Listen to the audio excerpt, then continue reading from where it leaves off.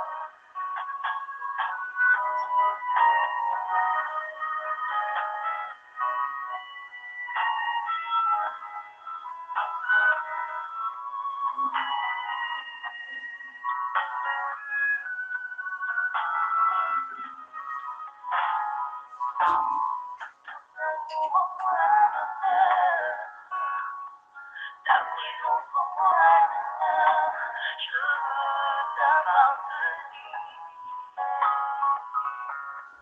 Comme un souffle graver le nom de mon Jésus. Où irai-je encore de toi? Celui qu'on appelle Emmanuel. Mon bonheur et ma joie.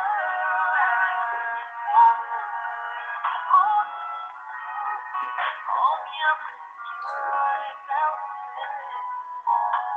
Mon ami, mon cœur, mon Jésus.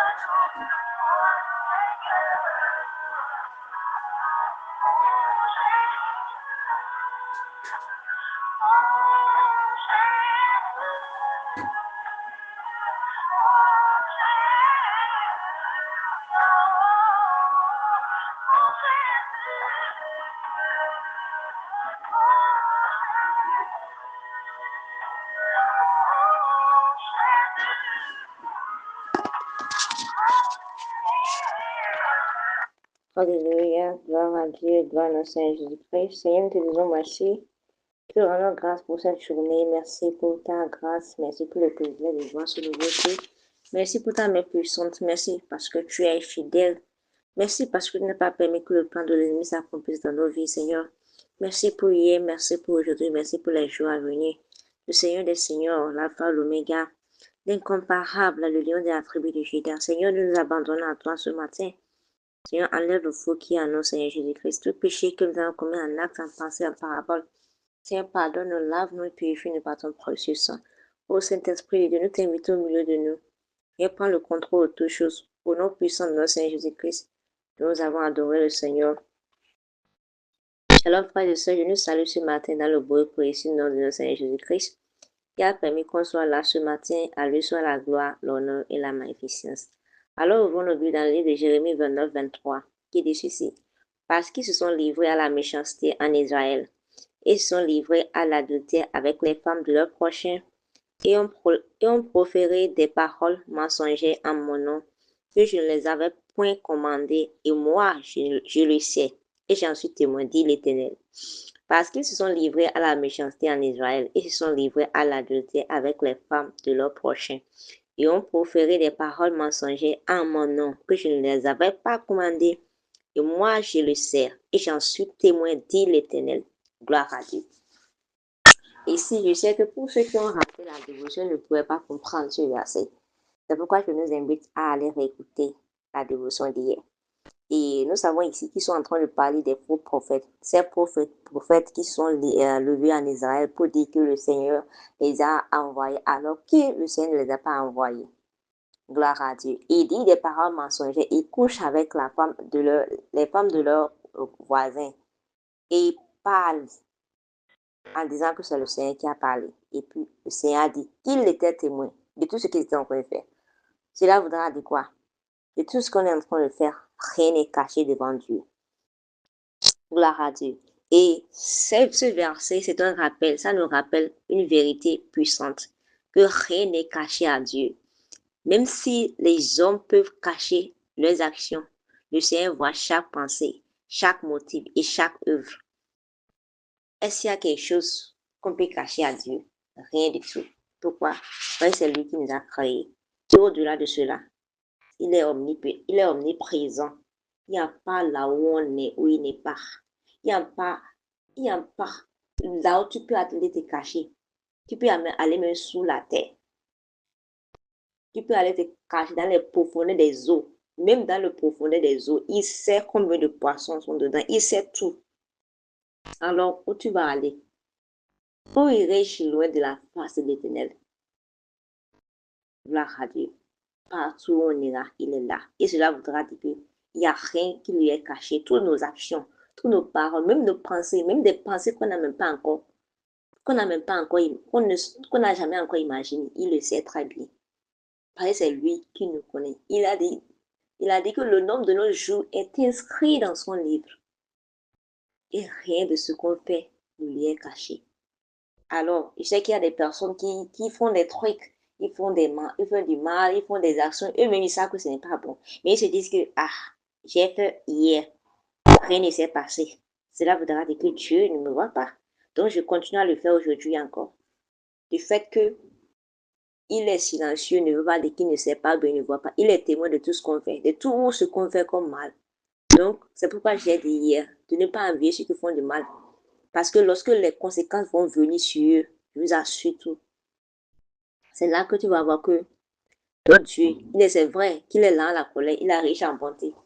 Mais quand, quand les conséquences vont vouloir tomber sur le méchant, toi-même, tu vas commencer par avoir pitié du méchant.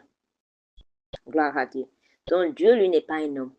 C'est nous les hommes, on est tellement pressés. Mais lui, il n'est pas un homme. Nos pensées ne sont pas ses pensées. Là, de la manière que le ciel est éloigné de la terre, c'est de la manière que nos pensées sont éloignées de ses pensées. Gloire à Dieu. Donc, tu peux cacher des choses à ton pasteur, à tes frères et soeurs dans la foi, mais tu ne peux pas cacher cela à Dieu. Parce qu'il est quoi? Il nous connaît tous. Il voit tout ce qu'on fait. Et au-delà de cela, il est le juge juste. Il connaît la vérité et en rend témoignage sur toutes choses. Il connaît toute la vérité. Et même si on sait qu'il y a des juges iniques dans ce monde, des juges qui préfèrent faire taire la vérité, des juges qui préfèrent ouvrir la vérité et supporter le mensonge, oui, il est le juste juge. Parce que même les juges de cette terre seront jugés par le vrai juge.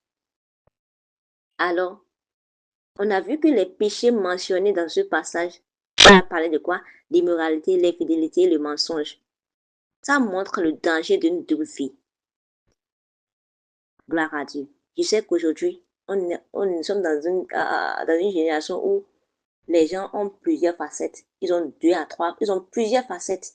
Il y a des facettes à l'église, des facettes au boulot, des facettes là où ils habitent. Et on se dit enfant de Dieu.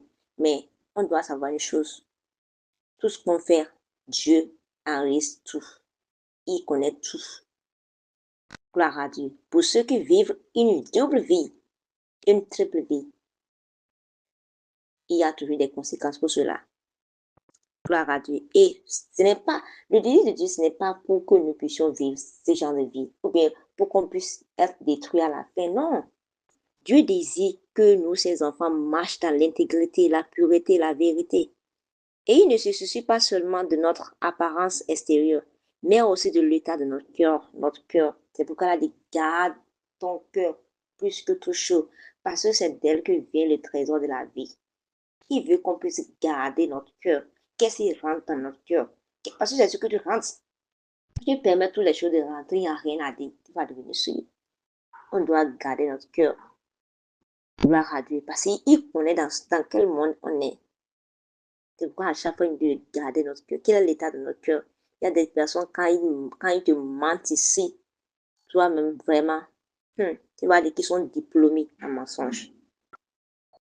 Et en tant qu'enfants de Dieu et disciples de Christ, nous sommes appelés à vivre pour honorer Dieu, aussi bien en public qu'en privé. Gloire à Dieu. Donc, le visage que tu montres à l'église, ça devrait être le visage que tu vas montrer à la maison, dans ton boulot, partout. C'est à cela que Dieu nous a appelés. Il ne faut pas être une personne qui, tu es marié à l'église et au dehors là, tu es autre chose. Non. Parce que quand on parle de l'intégrité, c'est être la même personne au boulot, à la maison et partout. Et lorsque nous choisissons l'honnêteté, la sainteté et l'obéissance, nous reflétons le caractère de Christ et nous devenons témoins dignes de sa grâce. Dieu nous a appelés des témoins. Il a dit qu'on doit aller témoigner partout dans le monde. Imaginez un peu comment toi tu peux être en train de vivre, ok, dans l'immoralité et tu vas vouloir témoigner d'un Dieu qui est saint. Est-ce possible? Comment tu vas vouloir témoigner de la vérité et toi tu vis dans le mensonge? Gloire à Dieu. Le Seigneur nous appelle ce matin à plus rentrer en nous-mêmes. Je sais que quelqu'un me dira, mais celle-là, elle parle de théorie, elle ne sait pas que c'est pas si facile. Je sais très bien. Dieu même le sait très bien. Il sait. Mais il a dit d'être saint comme lui est saint. Parce qu'il sait qu'il a mis des capacités en nous pour le faire. Gloire à Dieu. Ce verset n'est pas là pour nous juger, mais c'est un appel que Dieu est en train de nous faire en tant que ses enfants à pouvoir changer. Et aujourd'hui, il nous appelle à examiner notre cœur. S'il y a quelque chose qui est en nous, qui ne lui plaît pas, on doit examiner notre cœur. On doit apporter cela devant la présence de Dieu. On doit se repentir. On doit demander la miséricorde de Dieu. Parce que sa grâce est disponible encore. Sa grâce est disponible pour nous changer, pour nous sauver, pour nous restaurer. On doit venir devant lui pour dire, Seigneur, me voici. Tout ce qui est en moi qui ne t'honore pas, enlève cela. Enlève cela, je veux t'appartenir complètement. Je ne veux pas avoir une double vie, Seigneur, aide-moi. Et je sais les choses, lorsqu'on va prendre cette décision, il va nous aider au nom puissant de Jésus-Christ. Père Céleste, nous te disons merci. Merci parce que tu nous connais parfaitement et que tu nous aimes encore malgré tout, Seigneur. Examine notre cœur et révèle-nous tout ce qui ne te plaît pas en nous, Seigneur.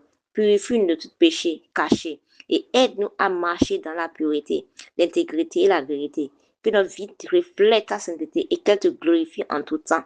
Seigneur, nous remettons cette journée en terre, mais bénis cette journée pour nous. Bénis nos allées, bénis nos retours. Bénis l'œuvre de nos mains, bénis tout ce que nous allons entreprendre, Seigneur Jésus-Christ. Oriente-nous en ce jour, Seigneur. Aide-nous à être des ambassadeurs et des ambassadrices partout où on est, Seigneur Jésus-Christ. Que notre vie puisse refléter ta gloire et ta grâce. Merci, Seigneur, car tu le fais déjà. Au nom puissant de notre Seigneur Jésus-Christ, nous avons prié. Amen. Excellente journée à chacun de tous et shalom.